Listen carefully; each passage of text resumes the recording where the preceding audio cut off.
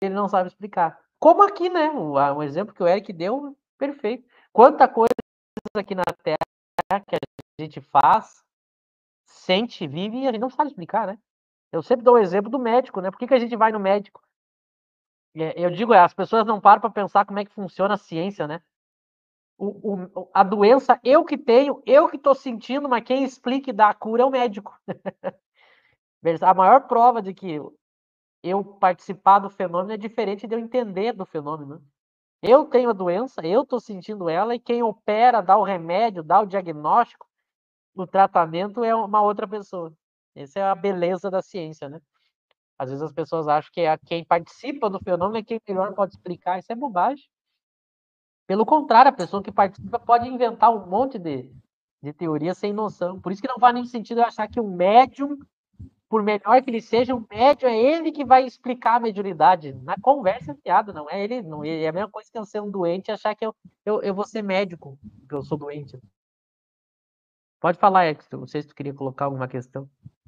Não, só eu usar outra analogia, é igual aqui, né? A gente está aqui se comunicando através da internet, do telefone, né? Se me perguntar como é que funciona a física disso, eu não faço a menor ideia, né? Mas já está acontecendo a comunicação, então É bom, é boa isso. essa. Esse exemplo é bom. Se depender da gente, dá para criar a tecnologia, o hardware, o software, a gente tá lascado. A gente precisou que outra pessoa criasse e a gente só usa, né? Então é mais ou menos assim.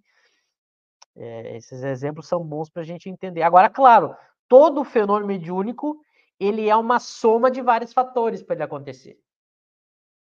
Tem que ter certas combinações para ele se dar. Quanto mais material for, mais difícil e mais raro. Quanto mais sutil, mais fácil, né? E isso explica por que eu não tenho controle do fenômeno. Eu não posso garantir que ele vai se dar. Eu não posso garantir que ele se dê da maneira que eu quero. Nem o espírito.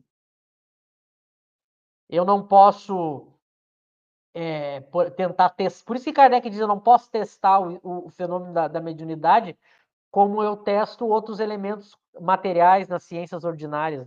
Por isso que não é do mesmo jeito. Por isso que os cientistas que tentam usar os mesmos métodos para entender, eles não conseguem obter nenhum resultado satisfatório. Por isso que eles negam. Porque eles querem que o fenômeno se adapte ao que ele quer, mas não é assim, né? A gente tem que se adaptar às condições do fenômeno. Isso explica também por que os espíritos não atuam materialmente no nosso mundo a todo instante, né? Se fosse uma coisa simples, imagina a interferência dos espíritos, dos nossos inimigos, né? Os nossos inimigos poderiam explodir nossa casa a qualquer momento, né? Criar quanta confusão dentro da nossa casa, da nossa vida, se fosse uma coisa simples, mas não é. Por isso que o espiritismo não é ingênuo, né? Um fenômeno se dá, ainda mais um fenômeno material, é bem mais raro e mais difícil e tem limites, né? Não é uma coisa sem limite, sem controle, não é uma coisa fantasiosa. Por isso que o espiritismo é uma ciência. Quando a gente está diante de fenômenos, a gente tem que ter o bom senso, né? A gente não pode se apavorar ou então se deixar acreditar em tudo que estão falando, né? Porque a teoria espírita vai nos mostrando, opa, tem que combinar isso, aquilo. Até ajuda a gente a desconfiar quando a coisa é demais, a gente diz, ó, temos que observar melhor. Essa é a vantagem de conhecer a doutrina. Mas lembrando a questão 13, que nós estamos estudando, tudo isso tem a ver com o perispírito, né? O perispírito é a grande chave da questão. Acho que vamos ler o 14, né, Eric? O pessoal fez boas perguntas aí, mas a gente pode seguir. Vamos.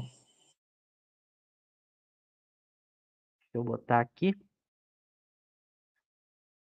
Então vamos lá. No fenômeno, agora ele vai pegar um tipo, né? No fenômeno designado sobre o nome de mesas girantes ou falantes, é pelo mesmo meio que o espírito atua sobre a mesa, seja para fazê-la mover sem significação determinada, seja para fazê-la dar golpes inteligentes indicando as letras do alfabeto, para formar palavras e frases, fenômeno designado sob o nome de tipologia. A mesa não é aqui senão um instrumento do qual ele se serve. como o faz com o lápis para escrever. Lhe dá uma vitalidade momentânea pelo fluido com o qual a penetra, mas ele não se identifica com ela. As pessoas que, em sua emoção, vendo se manifestar um ser que lhes é caro, abraçam a mesa, praticam um ato ridículo. Porque é absolutamente como se elas abraçassem o bastão do qual um amigo se serve para dar pancadas. Ocorre o mesmo com aqueles que dirigem a palavra à mesa, como se o espírito estivesse encerrado na madeira e como se a madeira tivesse se tornado espírito.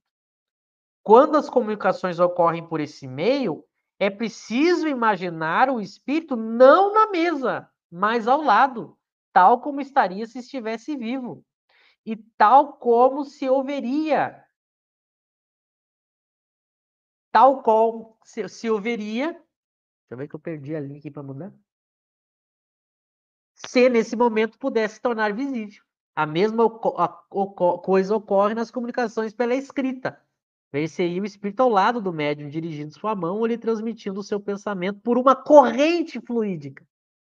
Então vejam, Kardec agora dá um pouquinho mais uma aprofundada, né? O espírito, ele não está na mesa, ele não entra na mesa, se identifica com ela. Ele joga, ele usa esses termos, né? Uma corrente fluídica que preenche ali o objeto, e aí, com a sua vontade, ele faz o que quer com o objeto. Ele não. Deixa eu voltar para o início da 14 aqui, mas nós pegar o iniciozinho. Então ele mostra que é através do seu perispírito, imagina, ele direciona ali o fluido para essa mesa com a sua vontade, consegue envolver ela e aí ele movimenta a mesa ou bate com ela para designar as letras, né? Mas é um instrumento. Ele diz, ó, pelo fluido qual penetra, né? Então veja que ele não vai dizer, o espírito vai lá, ele pega com as mãos a mesa. Não, ele é um espírito, ele joga, vamos usar esse termo, ou preenche a mesa ali com o fluido que ele combinou, e aí ele vai movendo essa mesa. Claro que quanto mais fluido tiver no fenômeno, mais ele consegue fazer, né?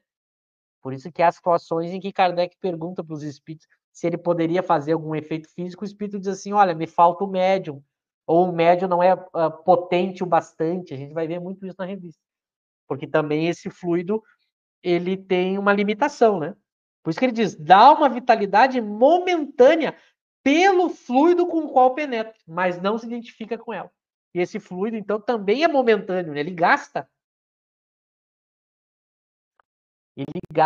e aí o fenômeno, senão, imagina, o espírito poderia ficar para sempre movimentando os objetos, não é assim que se dá também. Então eu preciso é através do perispírito, preciso combinar com o médium e preciso de uma quantia que se esgota, né? E, inclusive o médium, ele tem que descansar, ele tem que repor energias, né? Usando aqui energia no sentido metafórico, né? Ele tem que recuperar, gasta alguma coisa, né? E é por isso, inclusive, que médiums que vão estar doentes, porque mexe com o organismo, né? Kardec vai recomendar que o médium cuide da saúde primeiro, né? E porque tem um desgaste. Tem um desgaste ali que o fenômeno provoca.